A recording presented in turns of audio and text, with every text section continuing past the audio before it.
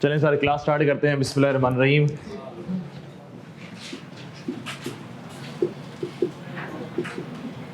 Lecture number 3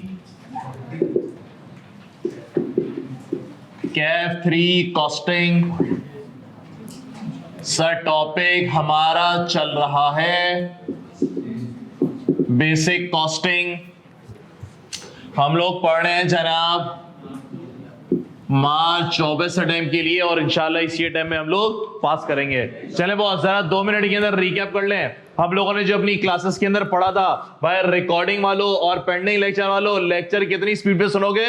normal पे sir, normal पे, normal speed पे। चलें सर सुनते हैं, जरा सुनते हैं बॉस। हम लोगों ने क्या डिस्कशन स्टार्ट की सर? हम लोगों ने क्या पढ़ा? हम लोगों ने बोला कि सर सबसे पहले हम लोगों ने सिलेबस डिस्कस किया था। फिर हमने बोला जनाब के कॉस्टिंग वालों का टारगेट क्या है, कॉस्टिंग वालों का ऑब्जेक्टिव क्या है, कॉस्टिंग वालों का मकसद क्या है, कॉस्ट पर यूनिट कैलकुलेट करना कि एक यूनिट बनाने पे कितनी कॉस्ट इंकर्ड हो रही है। सर यूनिट का मतलब क्या था? अगर ऑर्गेनाइजेशन है 500 गाड़ियां बनाई हैं तो हम क्या बोलेंगे? इन्होंने कॉस्टिंग की जबान में क्या बोलेंगे? कितने यूनिट्स बनाए इन्होंने? 500 यूनिट्स बनाए। ऐसा ही है, ऐसा ही है सर। कॉस्ट पर यूनिट यानी कि एक यूनिट बनाने पे कितनी कॉस्ट इंकर्ड होती है। सर कॉस्ट पर यूनिट की अगर हम बात करें तो हमने बोला था कॉस्ट का मतलब क्या है? एक्सपेंस। एक्सपेंस कहां जा रहा होता है? इनकम स्टेटमेंट P&L के अंदर। और सर इनकम स्टेटमेंट P&L के अंदर जो एक्सपेंस आते हैं किस किस नाम से आते हैं?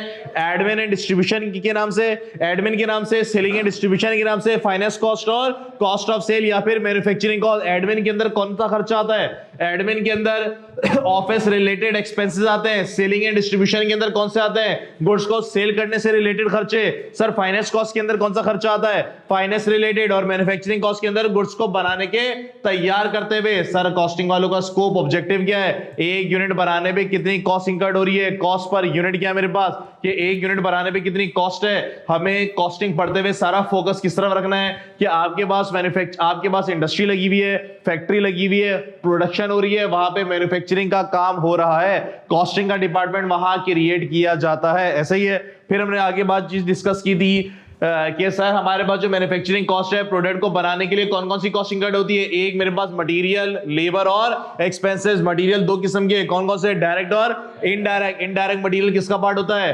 फैक्ट्री ओवरहेड का। फिर हमने बोला सर कि लेबर भी दो किस्म के, कौन कौन से? डायरेक्ट और इनडायरेक्ट। डायरेक्ट और इनडायरेक्ट हमने बोला सर कि डायरेक्ट और इनडायरेक्ट। इनडायरेक्ट लेबर किसका पार्ट होती है? फैक्ट्री ओवरहेड का। एक्सपेंसेस भी दो कैटेगरी के, एक डायरेक्ट एक्सपेंस और एक indirect expense. Sir indirect expense को हम लोग फैक्ट्री ओवरहेड या ओवरहेड भी कहा जाता है। तो इन शॉर्ट आपके पास जो मैन्युफैक्चरिंग कॉस्ट निकली वो कौन कौन सी निकली? Direct material, direct labour, direct expense और factory overhead. Sir direct expense आपको इतना ज्यादा एक्सपेंस वो नजर नहीं आते, प्रैक्टिकली होते भी कम है और एग्जाम के अंदर भी आपको डायरेक्ट एक्सपेंस नहीं दिखता। तो अगर हम लोग जल्दबाजी में ये बोल दें manufacturing cost, direct material, direct labour और फैक्ट्री ओवरहेड, तो समझ जाना मैं डायरेक्ट एक्सपेंस भी कह रहा हूं। बात समझ में मैंने क्या बोला? बात समझ में सर मैंने क्या बोला? चलें सर आगे बात को लेके चलते हैं। सर आगे बात को लेके चलते हैं। Production process. Production process sir organisation में कंपनीज के अंदर प्रोडक्ट बनता कैसा है? सर ऑर्गेनाइजेशन के अंदर, मैन्युफैक्चरिंग कंपनीज के अंदर, फैक्ट्री के अंदर प्रोडक्शन प्रोसेस होता कैसे है? सुनेंगे सर। सर सबसे पहले मटेरियल को परचेस कर दो। ऐसा ही है सर। सबसे पहले आपने मटेरियल को परचेस किया। ऐसा ही है सर। मटेरियल को परचेस करके कहां रखा जाएगा? सर मटेरियल को परचेस करके कहां रखा जाएगा? हमने बोला सर इसको स्टोर में रखा जाता है। स्टोर बोलो इसको, वेयर हाउस बोलो इसको, गोडाउन बोलो इसको, कुछ भी कह दो भाई, कोई भी नाम दे दो। सुनिएगा बॉस, मैंने बोला सर स्टोर की जो कॉस्ट है बोले तो इसकी कौन कौन सी कॉस्ट होगी? स्टोर का रेंट, स्टोर का लाइट शेड होगी, पंखा होगा तो बिजली का बिल भी आएगा।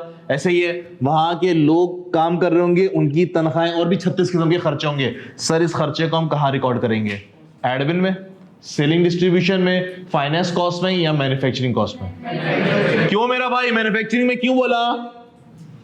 सर मैन्युफैक्चरिंग में क्यों बोला? सर स्टोर जो बनाया गया है मटेरियल रखने के लिए किसको फैसिलिटेट कर रहा है बॉस? किसके लिए बनाया गया है? मैन्युफैक्चरिंग के लिए। तो इसकी जो भी खर्चे हैं वो सारे के सारे आप कहां पे रिकॉर्ड करेंगे? मैन्युफैक्चरिंग के अंदर। क्या सब सर मैन्युफैक्चरिंग में कहां? Direct material, direct labour, direct expense या फैक्ट्री ओवरहेड? कहां पे बॉस? फैक्ट्री ओवरहेड में। क्या सबको बातें समझ में आ रही हैं? आगे बढ़े सर। मटेरियल फिर स्टोर से निकल के, सर मटेरियल फिर स्टोर से निकल के कहां पे जाएगा? सर मटेरियल स्टोर से इशू होके, मटेरियल स्टोर से इशू होके प्रोडक्शन फ्लोर पे जाएगा। मतलब वहां पे जहां पे माल बन रहा हो, अगर तो वुड है, लकड़ी है, यहां पे हमने लाके रखी, प्रोडक्शन फ्लोर यानी कि वहां पे जाएगा जहां पे कुर्सियां बन रही होंगी, लकड़ी काट रहे होंगे, कुर्सियां बना रहे होंगे, पॉलिश कर रहे होंगे। अगर तो टेक्सटाइल है तो मैंने कॉटन खरीदी, रुई खरीदी, यहां पे रखी, फिर यहां से निकल के कहां पे गई? जहां पे रुई से धागा और फिर कपड़ा बनाया जाएगा। एग्री करते हैं? इसको हम क्या बोलते हैं? प्रोडक्शन फ्लोर कह लो या फैक्ट्री कह लो। ऐसा सर इसकी कौन कौन सी कॉस्ट होगी?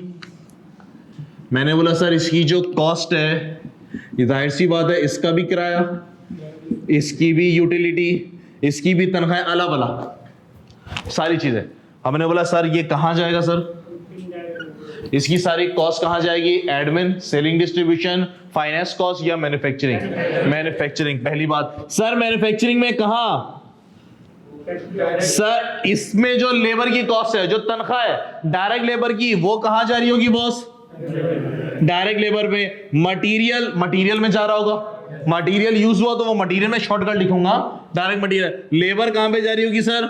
डायरेक्ट लेबर के अंदर। और अगर कोई डायरेक्ट एक्सपेंस है तो उसमें जा रहा होगा शॉर्टकट।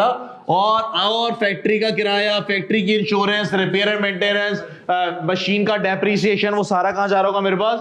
Factory overhead. बोले तो कहां जा रहा होगा सर? मैन्युफैक्चरिंग के अंदर। किसी को एतराज? आगे बढ़े सर। गुड्स बन रहे हैं, माल बन रहा है और माल तैयार हो गया। गुड्स बन रहे हैं, प्रोडक्शन हो रही है और बॉस माल तैयार हो गया। सर ये माल तैयार होने के बाद कहां रखा जाता है? स्टोर में, वेयरहाउस में, गोडाउन में, मतलब किसी जगह रखा। फ्लोर पे तो नहीं छोड़ा जाता ना। हमने बोला सर यहाँ पे तो चलने की जगह नहीं होगी सर अगर तैयार माल यहाँ पे रख दिया गया। यहाँ पे सिर्फ प्रोडक्शन होनी चाहिए।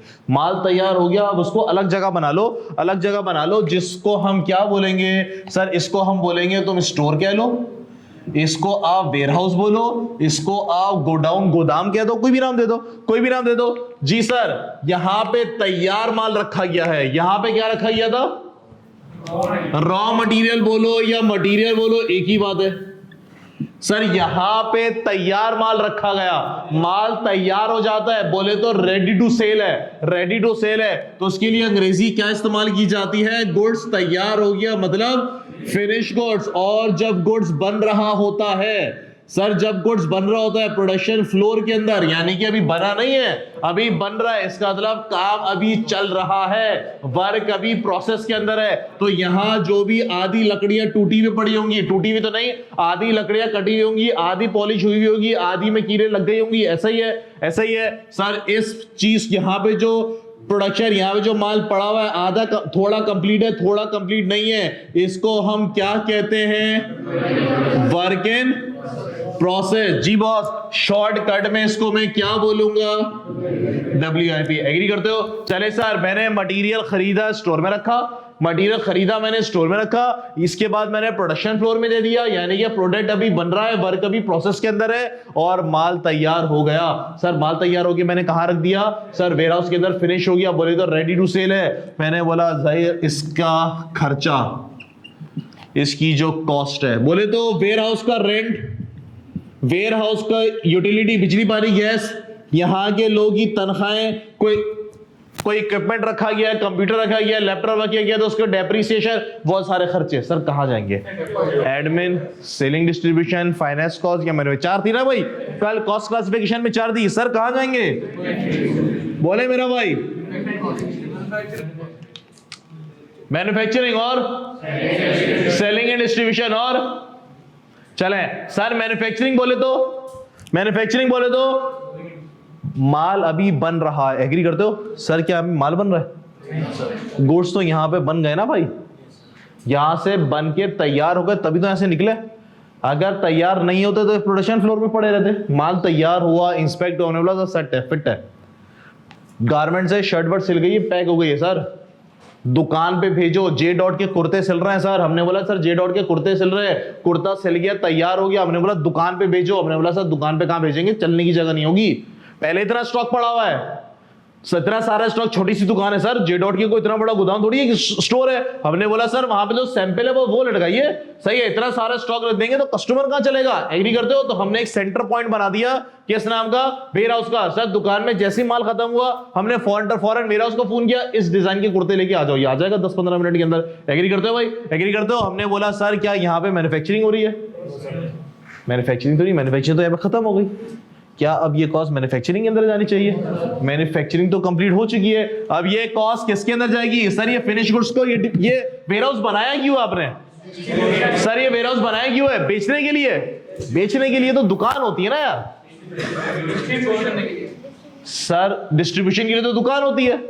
सर ये बनाया क्यों गया है? सर ये मैनेज करने के लिए, यानी कि आपके पास तैयार माल फ्लोर पे भी नहीं पड़ा रहे, वरना यहाँ पे लेबर सही से काम नहीं कर पाएंगे। माल तैयार हो जाए तो दुकान पे मत पहुंचाओ, बल्कि एक सेंटर पॉइंट बनाओ ना, दुकान पे पहुंचाएंगे तो सर लोग कस्टमर चल नहीं पाएंगे, जगह ही नहीं होगी, अंदर कैसे घुसेंगे? हमने बोला सर इसको बनाया गया मैनेज करने के लिए, ताकि चीजें इजिली मैनेज हो सके। इसका मतलब बॉस ये मेरा कौन सा काम है? सर ये मेरा एडमिनिस्ट्रेटिव काम है, इसका खर्चा कहां जाएगा? एडमिन एक्सपेंस के अंदर जाएगा। क्या सबको बात समझ में आ रही है? हाँ, अगर तो हम लोग यहां से ऑनलाइन सेल भी करते हैं, फिर मैं बोल सकता हूं सर एक पोर्शन में सेलिंग एंड डिस्ट्रीब्यूशन को भी चार्ज कर सकता हूं। एग्री करते हैं भाई, एग्री करते हैं? सर आगे बढ़े, उसके बाद दुकान में हमने बोला सर माल तैयार हो गया, उसके बाद ये जे डॉट वाले हैं, आइडियाज वाले हैं, गुड्स अपना सेल करते हैं दुकान के थ्रू, और उसके बाद इस गुड्स को पहुंचा दिया गया कहां पे? सर आउटलेट पे, बोले तो दुकान पे, आउटलेट पे पहुंचा दिया गया, बोले तो दुकान पे पहुंचा दिया गया, फिर वहां से ये माल बिकता चला जाएगा। सर इस दुकान का खर्चा, इसका खर्चा, कौन कौन से खर्चे होंगे सर? रेंट होंगे, यूटिलिटी होगी, सर सैलरी होगी, इसका खर्चा कहां जाएगा? सर इसका खर्चा कहां जाएगा? सर इसका काम क्या है? गुड्स को सेल करना, तो इसके खर्चे को हम रिकॉर्ड करेंगे सेलिंग एंड डिस्ट्रीब्यूशन कॉस्ट के अंदर। क्या सबको बात समझ में आ रही है? पक्का? बताने का मकसद ये है कि बॉस गुड्स आपकी कंप्लीट हो गई, गुड्स आपकी कंप्लीट हो गई, अब यहाँ पे मैन्युफैक्चरिंग कॉस्ट स्टॉप, अब यहाँ पे मैन्युफैक्चरिंग कॉस्ट नहीं लगेगी क्योंकि गुड्स बन चुका है। अब बन चुका है तो अब तो मैन्युफैक्चरिंग कॉस्ट नहीं आएगी ना। क्या सबको बात क्लियर हुई? बात क्लियर हुई? सर मैंने एक और चीज यहां पे समझा दी कि सर इन्वेंटरी प्रोडक्ट बनता कैसे है। सर मैंने एक और चीज समझा दी कि बॉस प्रोडक्ट बनता कैसे है। सबसे पहले मटेरियल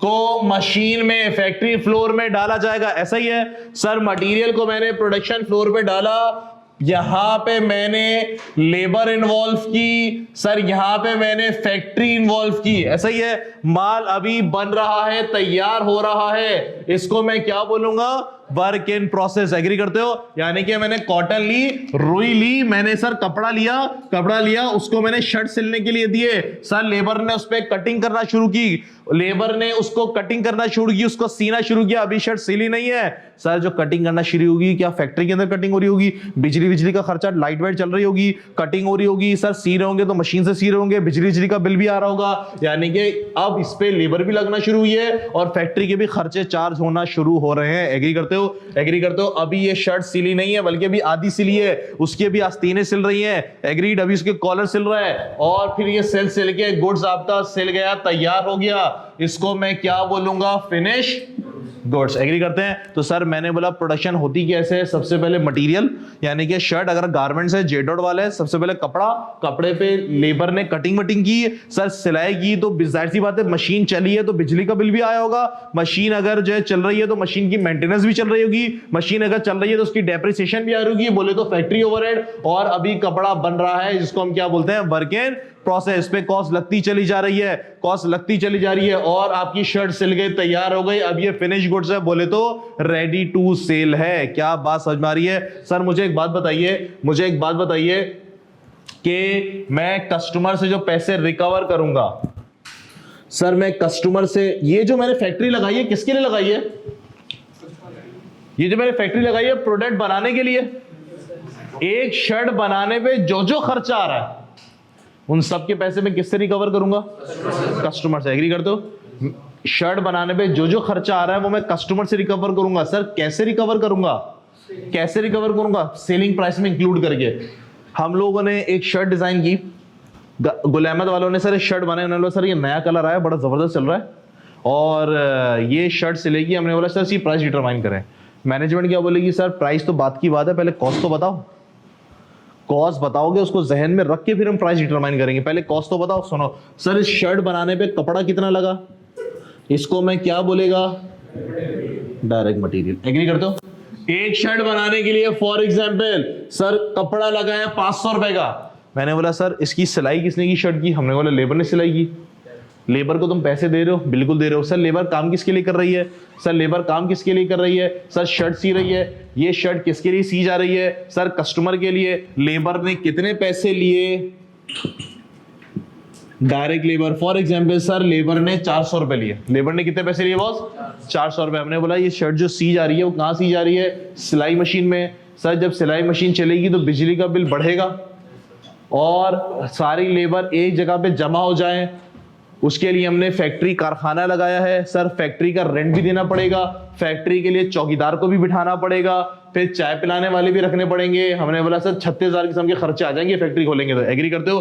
वो सारे के सारे पैसे किससे रिकवर करा रहे हैं? कस्टमर से। इसका मतलब एक और कॉस्ट कौन सी हो जाएगी मेरे पास यहाँ पे? फैक्ट्री। फॉर एग्जाम्पल एक यूनिट पे 200 रुपए, तो सर कॉस्ट पर यूनिट कितनी हो गई? 1100 रुपए। मैंने मैनेजमेंट को बोला सर ये जो शर्ट है इसमें कॉस्ट कितनी आई है? 1100 रुपए की मैन्युफैक्चरिंग कॉस्ट आई है। अभी इसमें बेचने का कमीशन अलग है, अगर किसी एजेंट के थ्रू बेचते हो उसका कमीशन अलग है। ये कॉस्ट कौन सी है? सिर्फ इस शर्ट को तैयार करने की। अब आपकी मर्जी है सर आप इसकी प्राइसिंग करें, 1500 की बेचें, 2000 की बेचें, 2500 की बेचें, सर आपकी मर्जी है, वो आपकी मर्जी है। लेकिन बेसिक मुझे क्या पता होनी चाहिए? कॉस्ट पता होनी चाहिए। क्या बात समझ में आई? सर ये कौन सी कॉस्ट है? Manufacturing cost. अगर तो बेचने के लिए किसी को कमीशन पे करते हो वो चीज अलग, वो नहीं है इसमें। बेचने के लिए अगर आप होम डिलीवरी करते हैं और डिलीवरी चार्जेस भी नहीं लेते, इसके अंदर अपनी जेब से डिलीवरी चार्जेस पे करते हैं, वो अलग। ये सिर्फ कौन सी कॉस्ट है बॉस? मैन्युफैक्चरिंग तैयार करने की कॉस्ट। क्या सबको बात समझ आ रही है? पक्का? चले सर सुने, हमने बोला सर प्रोडक्शन प्रोसेस का मतलब गुड्स तैयार कैसे होता है। मटेरियल को खरीदा गया, स्टोर में रखा गया, स्टोर के सारे खर्चे किसके अंदर जाएंगे सर? मैन्युफैक्चरिंग कॉस्ट के अंदर। फिर मटेरियल को उठा के प्रोडक्शन फ्लोर पे दे दिया गया ताकि उससे प्रोडक्ट हमारा तैयार हो। यहाँ के सारे खर्चे कहाँ जाएंगे? मैन्युफैक्चरिंग कॉस्ट के बाद गुड्स तैयार हो गया। अब मैन्युफैक्चर नहीं हो रहा, गुड्स तैयार अब रखेंगे और बेचेंगे, तैयार नहीं करेंगे। तैयार हो गया, मैन्युफैक्चरिंग कॉस्ट स्टॉप, अब नहीं लगेगी मैन्युफैक्चरिंग कॉस्ट। एग्रीड? अब जो कॉस्ट लगेगी वेयर हाउस में हमने रखा। सर क्यों रखा? ताकि दुकान पे ना छोड़ दो भाई, दुकान पे रखेंगे तो चलने की जगह नहीं होगी। हमने कहा दुकान के शेटर के कोने पे रख देंगे। हमने सर वो खराब हो जाएगा सारा माल, बारिश हो गई, मसले मसाइल होंगे। इस तरह नहीं करें ना, प्रॉपर एक जगह बनाए वहां पे ले जाके रखें। एडमिनिस्ट्रेटिव काम है ये। दुकान पे ले आके रखा, दुकान का खर्चा किसके अंदर जाएगी? सेलिंग एंड डिस्ट्रीब्यूशन के अंदर। क्या सबको बात समझ में आ रही है? पक्का? हर अब सुने एक चीज और सर, हम सुने, हमने बोला बॉस, हमने बोला सर इन्वेंट्री कितने टाइप्स की होती है? सर इन्वेंट्री क्या होती है बॉस?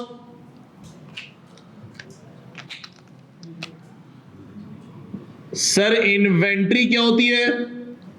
हाँ लड़के, हमने बोला सर इन्वेंट्री का मतलब वो चीज जिसका कारोबार किया जा रहा है। इन्वेंट्री का मतलब वो चीज जिसका कारोबार किया जा रहा है। जिस अगर तो सर अगर तो ट्रेडिंग बिजनेस है, ट्रेडिंग बिजनेस बोले तो कल डिस्कस हुआ था लास्ट क्लास के अंदर sir, just buying and selling, माल खरीदा और हमने बेचा। कॉपी नहीं करेगा अभी कोई, फिर कॉपी नहीं करे, गलत आदत है, छोड़े इस आदत को, पहले समझे, कॉपी करने के लिए टाइम दूंगा। हमने बोला सर इन्वेंट्री ट्रेडिंग बिजनेस क्या होता है? सर ट्रेडिंग बिजनेस का मतलब चीज को खरीदा जाएगा और बेचा जाएगा। जिस चीज को खरीदा और बेचा जाएगा वो चीज क्या है मेरे पास? इन्वेंट्री है। एग्री करते हैं sir? Trading for example sir Imtiaz के अंदर कितनी इन्वेंट्री है? बेताशा यार, भर इन्वेंट्री अंदर जाओ तो शान मसाले अलग इन्वेंट्री है, नेशनल मसाले अलग इन्वेंट्री, दालें वाले चावल आवाज सब अलग इन्वेंट्री। एग्रीड? एग्रीड। हमने बोला सर इन्वेंट्री ट्रेडिंग बिजनेस के अंदर आपके पास एक इन्वेंट्री होती है जिसको तुम इन्वेंट्री कहते हो, जिसको तुम स्टॉक कहते हो, जिसको आप मर्चेंडाइज इन्वेंट्री भी कहते हैं, बात समझ में आ रही है बॉस? इसका मतलब ये इन्वेंट्री आपकी रेडी टू सेल है, बस कस्टमर आएगा, खरीदेगा, ले जाएगा, और आपने as it is wholesaler distributor से उठाया और अपनी दुकान पे सजा दिया और वो उठा के ले जाएंगे। सर दवागो की कितनी इन्वेंट्री है? दवागो मेडिकल स्टोर कितनी इन्वेंट्री? ढेर सारी सर। पैराडोल अलग, खांसी का सिरप अलग, उसका सिरप अलग, उसका सिरप अलग, ऐसा ही है, ऐसा ही है। कितनी इन्वेंट्री है सर? उसको पर रखा और बेचा जाएगा। और एक दूसरी इंडस्ट्री होती है सर हमारे पास, कौन सी वाली? मैन्युफैक्चरिंग वाली। सर मैन्युफैक्चरिंग में इन्वेंट्री, जी बॉस, मैन्युफैक्चरिंग में इन्वेंट्री कितने किस्म की होती हैं? हमने बोला सर एक इन्वेंट्री, सुने, हमने मटेरियल परचेज किया था। सर मटेरियल परचेज किया था, क्यों? एवं माल बनाकर बेचेंगे। एग्री करते हो? अभी बिका नहीं है, लाके स्टोर के अंदर रख दिया गया है। किसकी मिल्कियत है बॉस? कंपनी की मिल्कियत है, हमारी मिल्कियत है। हमारी बुक्स में आना चाहिए, बिल्कुल आना चाहिए। किस हेड के अंदर आएगा सर? किस हेड के अंदर आएगा? इन्वेंट्री के हेड के अंदर। इसको हम क्या बोलेंगे सर? रॉ मटेरियल बोले या मटेरियल बोले, एक ही बात है। डायरेक्ट हो गया, इनडायरेक्ट हो, है तो आपका स्टॉक, अभी बिका नहीं है, बना नहीं है, अभी कहां रखा गया है? स्टोर के अंदर। रुई कॉटन खरीद के स्टोर में रख दी गई। अप्रैल के अंदर जो है ना, रुई की जो है ना वो काश्त होती है। सारी टेक्सटाइल वाले सब पूरे साल की कॉटन खरीद के इस गोडाउन में रख देते हैं, भर देते हैं। हमने बोला सर हमने रुई खरीद के स्टोर में भर दी। किसकी मिल्कियत है सर? कंपनी की। बिकी नहीं है अभी, इसका मतलब आपकी बुक्स के अंदर आनी चाहिए। कैसे आनी चाहिए? As a asset, financial statement, current assets. किस हेडिंग के अंदर? इन्वेंट्री की हेडिंग के अंदर। चले सर मटेरियल स्टोर से निकल के कहां चला गया? प्रोडक्शन फ्लोर के अंदर। हमने बोला सर अब ये मटेरियल नहीं है, अब ये मटेरियल नहीं है, वुड नहीं है, अब ये लकड़ी नहीं है, बल्कि आधी लकड़ी कट गई है, आधी कुर्सी बन गई है, थोड़ी सी कीलें लगना बाकी है, थोड़ी सी कुशन लगना बाकी है, पॉलिश होना बाकी है, सर कुशन लगना बाकी है। एग्री करते हो? मतलब अभी ये लकड़ी की पोजीशन नहीं है सर, फैब्रिक नहीं है अब ये। सर ये आधी शर्टें सिल गई हैं, आस्तीन सिलना बाकी है, कॉलर बनना बाकी है। एग्री करते हो? इसका मतलब वर्क इन प्रोसेस है अभी। सर ये किसकी मिल्कियत है? हमारी कंपनी है। बोले तो एसिड है, एसिड हमारी बुक्स में आना चाहिए। कहां आता है acid sir? Balance sheet, statement of financial. किस हेडिंग के अंदर? इन्वेंटरी के अंदर। इसका मतलब वर्क इन प्रोसेस भी हमारी इन्वेंटरी है। बात मानते हैं? सर अब माल बन गया, तैयार हो गया, वर्क इन प्रोसेस किसमें कन्वर्ट हो गया? फिनिश गुड्स के अंदर। बोले तो रेडी टू सेल है, बिका नहीं है अभी बिका नहीं है। सही, किसकी मिल्कियत है? हमारी बुक्स में आना चाहिए, balance sheet, statement of financial position में आना चाहिए। किस हेडिंग के अंदर? इन्वेंटरी के अंदर। इसको हम क्या बोलेंगे?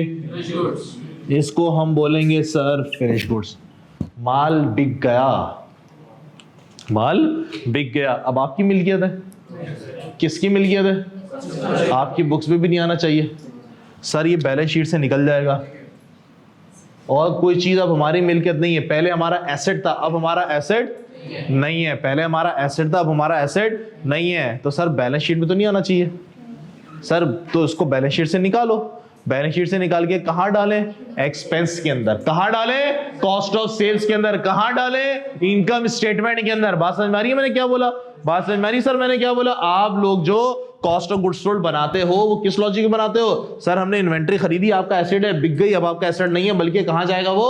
कॉस्ट ऑफ सेल के अंदर, इनकम स्टेटमेंट जाएगा। सेम, आपने मटेरियल खरीदा, आपका एसेट है, आपने प्रोडक्शन फ्लोर में दिया, सर अभी भी आपकी मिल्कियत है। किस नाम से? अब वो मटेरियल नहीं है, अब वो material converted into work in process है। अब मटेरियल नहीं है वो, फिर वर्क इन प्रोसेस से कन्वर्ट हो गया, माल तैयार हो गया, बिका नहीं है, अभी भी आपकी मिल्कियत है, चाहे वो दुकान पे पड़ा हो, चाहे वो आपके गोदाम में पड़ा हो। क्या किस नाम से आएगा? Finish goods. यानी कि वर्क इन प्रोसेस कन्वर्ट हो चुका, किसके अंदर? Finish goods. अब वो वर्क इन प्रोसेस में नहीं आएगा, किसके अंदर आएगा?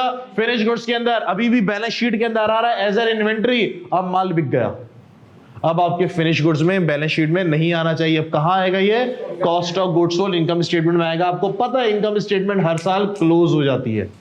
एक्सपेंस रेवेन्यू हर साल क्लोज हो जाते हैं। इसका मतलब सर अभी एक्सपेंस आपका खत्म, क्लोज हो गया, अगले साल फिर सिरे से नई इन्वेंट्री खरीदोगे और ये काम चलता रहेगा। क्या सबको बातें समझ में आ रही हैं? पक्का कॉन्सेप्ट बना? चलें सर इसको कॉपी करेंगे, आपको दिए जाते हैं 2-3-4 मिनट। भाई का एक सवाल है वो पूछिए और कॉपी करें, फिर हम आगे बढ़ेंगे। Yes boy. Transportation cost sir मैंने इन्वेंट्री को खरीदते हुए जो ट्रांसपोर्टेशन की कॉस्ट लगाई है, बोले तो मैंने मटेरियल परचेस किया सर, यहां पे मेरे पास मटेरियल की परचेस करने की कॉस्ट प्लस ट्रांसपोर्टेशन बोले तो कैरेज इनवर्ड, ऐसा सर कैरेज इनवर्ड को मटेरियल की कॉस्ट में ऐड कर दिया जाता है एज पर IS2। पढ़ा होगा आप लोगों ने पीआरसी के अंदर। सर क्या सीन होता है, इनकम स्टेटमेंट बनाते हो, इनकम स्टेटमेंट में कैसे बनाते हो? Opening inventory, add purchases, add purchase के अंदर ट्रांसपोर्टेशन को तुम ऐड कर देते हो। सर क्यों ऐड करते हो? क्योंकि वो ट्रांसपोर्टेशन किसका पार्ट बन जाता है? इन्वेंट्री का पार्ट बन जाता है, कॉस्ट का पार्ट बन जाता है वो। फिट है? हाँ यहां पे कौन सी ट्रांसपोर्टेशन? लेट्स सपोज स्टोर है हमारा साइड एरिया में और फैक्ट्री लगी हुई है नाजाबाद में फॉर एग्जांपल, इसकी जो ट्रांसपोर्टेशन है वही मैन्युफैक्चरिंग का पार्ट है। क्यों सर? हमें नहीं मिला गोदाम। आइडियली तो ऐसा होना चाहिए फैक्ट्री के आसपास हो, लेकिन जगह ही नहीं है सर, सारी जगह फुल है, हमने थोड़ा दूर ले लिया गोडाउन। एग्री करते हो? सर ट्रांसपोर्टेशन फिर इन्वेंट्री कॉस्ट में ऐड हो जाएगा। हमने बोला सर अब गुड्स तैयार हो गया, वेयर हाउस का बनाया हुआ है, ये बनाया हमने कोरंगी में, फैक्ट्री कहां पे? नॉर्थ की तरफ है। यहां से गाड़ी का किराया अब मैन्युफैक्चरिंग में नहीं जाएगा, अब एडमिन में जा रहा होगा। फिर यहां से अगर जा रहा है दुकान पे, एडमिन में, सेलिंग, दुकान से कस्टमर के घर तक जा रहा है, फिर सेलिंग एंड डिस्ट्रीब्यूशन में। जी भाई क्या सबों को बातें समझ में आ रही हैं? कोई सवाल है तो पूछें। सर्विस प्रोवाइडिंग वाले इन्वेंट्री नहीं होती, उसकी इन्वेंट्री नहीं होती। मैन्युफैक्चरिंग इन्वेंट्री दो, एक ट्रेडिंग वाली मैंने लिखी थी बिजनेस की और एक मैन्युफैक्चरिंग वाली। मैन्युफैक्चरिंग के अंदर raw material, work in process और फिनिश गुड्स। चले बॉस बात को आगे लेके चलते हैं। सुने जी सर हमारे पास मैन्युफैक्चरिंग कॉस्ट कौन कौन सी है? मैन्युफैक्चरिंग कॉस्ट बोले तो गुड्स को बनाने की कॉस्ट। मैन्युफैक्चरिंग कॉस्ट का मतलब गुड्स को तैयार करने की कॉस्ट। जी जनाब, गुड्स को कैसे बनाया जाता है, कौन कौन सी कॉस्ट लगती है, हमने कल डिस्कस किया था कॉस्ट क्लासिफिकेशन के अंदर। सर कौन कौन सी? एक मेरे पास डायरेक्ट मटेरियल, भैया सही से बताइए, एक मेरे पास डायरेक्ट मटेरियल, एक मेरे पास डायरेक्ट लेबर, एक मेरे पास डायरेक्ट एक्सपेंस, एक मेरे पास इनडायरेक्ट एक्सपेंस बोले तो फैक्ट्री ओवरहेड। ऐसा ही है? ऐसा ही है सर, हमें पता है इसमें से कौन कौन से खर्चे आते हैं। ऐसा चले बॉस आगे बढ़े। सर मैं आगे दो बातें और करने वाला हूं। एक मैं बात करने वाला हूं प्राइम कॉस्ट की, एक मैं बात करने वाला हूं कन्वर्जन कॉस्ट की। सर सुने ये होता क्या है? सर प्राइम का मतलब, सर प्राइम का मतलब जरूरी, प्राइम का मतलब सर बेसिक, जरूरी, यानी कि वो कॉस्ट जिसके बगैर आप प्रोडक्शन का सोच भी नहीं सकते, वो कॉस्ट जिसके बगैर प्रोडक्शन करना इम्पॉसिबल, सोच भी नहीं सकते आप, बेसिक चीज है। कॉस्ट हमारे पास यही है, इसी को फर्दर हम आगे डिस्कस कर रहे हैं। सर प्राइम कॉस्ट का मतलब वो कॉस्ट जिसके बगैर आप प्रोडक्शन कर ही नहीं सकते। भैया अगर आपके पास मटेरियल नहीं है क्या प्रोडक्शन कर पाएंगे? अगर आपके पास कॉटन नहीं है क्या आप टेक्सटाइल के प्लांट लगाएंगे? क्या अगर आपके पास क्रूड ऑयल नहीं है, जमीन से जो क्रूड निकलता है मटेरियल ना भाई, अगर आपके पास मटेरियल नहीं है क्या पेट्रोल डीजल रिफाइनरी लगाओगे? नहीं सर। यानी कि बेसिक चीज क्या आपके पास? बेसिक चीज क्या है? तो किसी भी चीज को बनाने के लिए मटेरियल, तो मटेरियल मेरी प्राइम कॉस्ट की डेफिनेशन में आता है। कौन सा material boss? Direct material. Agree करते हैं सर? आपके पास क्रूड ऑयल है, कॉटन है, इसका मतलब एक बेसिक नीड तो पूरी है। रोटी कपड़ा मकान बेसिक है ना भाई, उसके बाद बंदा सेकेंडरी का सोचता है। एग्रीड? हमने बोला सर मटेरियल कॉटन तो है हमारे पास, सेकंड सर लेबर, कॉटन से कपड़ा बनाएगा कौन? सर फैक्ट्री तो बनाएगी डेफिनेटली, प्लांट तो आपने लगा दिए, लेकिन सर क्या कॉटन आपने रख दिए फैक्ट्री के अंदर, चले गए सुबह उठकर आओगे बन जाएगा कपड़ा? नहीं सर, कॉटन को आपने मशीन के अंदर डाला, मशीन के अंदर डालने के लिए भी तो लेबर चाहिए ना भाई, एग्री करते हैं? यानी कि लेबर के बगैर आप प्रोडक्शन का नहीं सोच सकते। तो दूसरी चीज मेरे पास क्या आ गई है बॉस? Direct labour. डन हुई बात? डन हुई बात। तीसरा मैंने बोला सर प्रिंटिंग हाउस वाला है, प्रिंटिंग हाउस वाला है, उसने बोला यार मुझे पता है ये जो किताब है ना गेम्स ऑफ थ्रोन्स, ये बाबा मैं छापूंगा बिकेगी, मेरे को पता है। क्या वो छाप सकता है? सर जो उसका ऑथर है ना उसे एग्रीमेंट करना पड़ेगा, उसे इजाजत लेनी पड़ेगी और हर किताब के बदले उसको पैसे देने पड़ेंगे। उस पैसे को हम क्या बोलते हैं? रॉयल्टी। सर दुनिया की कंपनी उसको पता है ये सिंध के अंदर, इस जमीन के अंदर गैस है, सर क्या वो आए और गैस निकालना शुरू कर दें? रातों रात आए प्लांट शलांट लगाओ अगले दिन से गैस निकालना शुरू कर दे? नहीं सर, आपको परमिशन लेनी पड़ेगी और उसके अगेंस्ट हर किलो पे या हर जो भी गैस निकलेगी, कोयला टन में निकलेगा, हर उसके बदले आपको गवर्नमेंट को पैसे देने पड़ेंगे। और पैसे मेरे पास क्या कहलाते हैं? रॉयल्टी। तो उसको हम क्या लिखेंगे बॉस? तीनों कॉस्ट। ये तीनों कॉस्ट मेरे पास कौन सी है सर? Basic cost. अगर तो ये होगी तो फिर आप सेकेंडरी चीजों के ऊपर जाओगे। रोटी कपड़ा मकान होगा तो तालीम की तरफ जाओगे सर, सेकेंडरी चीज है। एग्री करते हो? एग्री करते हो? रोटी कपड़ा मकान होगा तो घूमने फिरने के लिए जाओगे। एग्री करते हो भाई? तो सर ये मेरे पास कौन सी कॉस्ट है? बेसिक कॉस्ट है। सर सुने, फॉर एग्जाम्पल डायरेक्ट मटीरियल, जनाब फॉर एग्जाम्पल डायरेक्ट मटीरियल है आपके पास 2 लाख रुपए का, डायरेक्ट लेबर पूरे महीने की फॉर एग्जाम्पल जनाब 1,50,000, direct expense for example sir 50,000, कितना हुआ बॉस? 4 लाख। क्या मैं कह सकता हूं कि मेरी जो प्राइम कॉस्ट है वो कितनी है बॉस? 4 लाख रुपए। क्या सबको समझ में आ रहा है सर?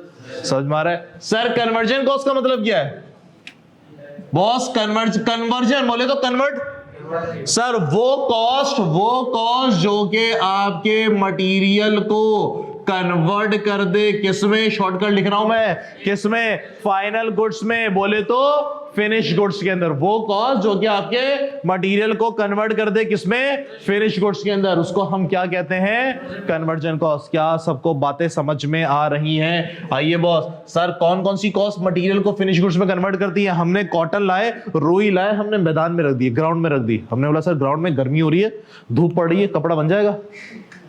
नहीं सर। क्या चाहिए होगा सर आपको?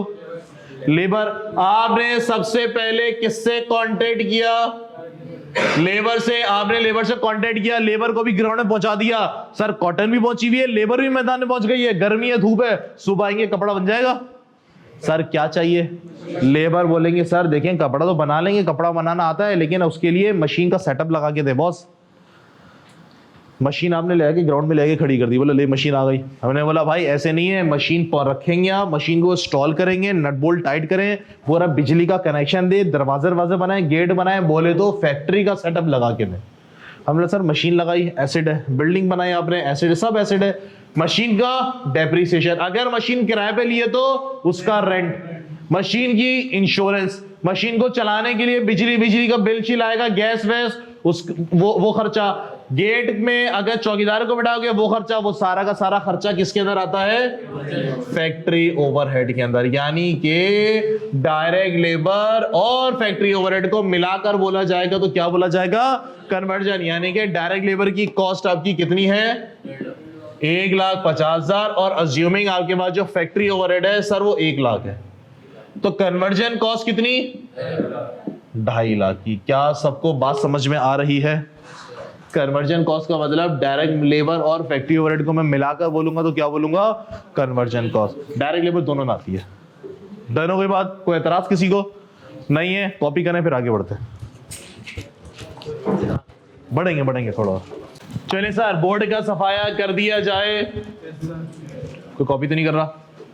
कर रहा कॉपी? हाँ बोले। नहीं, डायरेक्ट मटेरियल को तो कन्वर्ट किया जाता है। कौन कन्वर्ट करता है? वो किनकी मदद से कन्वर्ट किया जाएगा? फिट है? हाँ रॉयल्टी वगैरह तो हर किसी में नहीं होती, जब भी नॉर्मली 0 ही होता है। आप जो क्वेश्चन देखोगे ना, 10 क्वेश्चन करोगे तो उसमें शायद एक आध में आपको डायरेक्ट एक्सपेंस की कॉस्ट दिख जाएगी। तो डायरेक्ट एक्सपेंस तो प्राइम कॉस्ट में बेसिक है ना, उसके बगैर हम कर नहीं सकते ना। अगर आपने किसी से इजाज़त नहीं ली किताब छापने की, किताब छाप के बेच नहीं सकते, बेसिक है ना वो।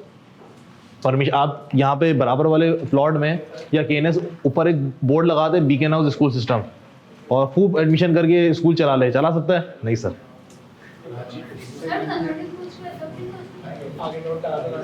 नहीं, वो जब हम मार्जिनल एब्जॉर्प्शन में आएंगे ना तो हम डिटेल में डिस्कशन करेंगे। फैक्ट्री ओवरहेड बेसिक नहीं है ना, सेकेंडरी है। मतलब बेसिक चीज क्या है तुम्हारी? Direct material, direct labour. ये चीज होगी तो प्लांट लगाओगे ना।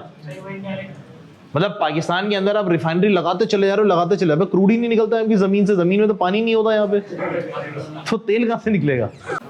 अच्छा भाई, एक अदर हैंड आउट दे रहा हूँ मैं आप लोगों को। होमवर्क आज से स्टार्ट हो गया, होमवर्क आज से स्टार्ट हो गया। ये हैंड आउट मैं आपको दे रहा हूँ। नेक्स्ट वीक इंशाल्लाह बुक आ जाएगी तो उसके अंदर ये होगा। जब वो बुक आ जाएगी तो उसको हवा में उड़ा देना।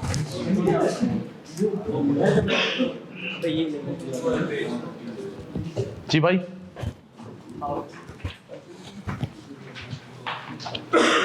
से पहुंच जाएंगे।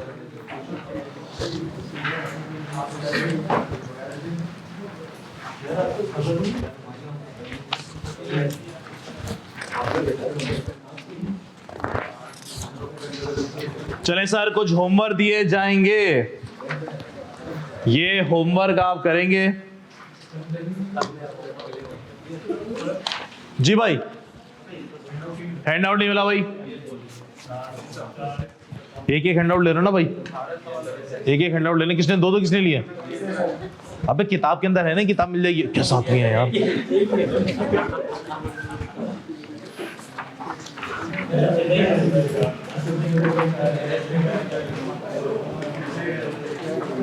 और भाई कितने? 2 4?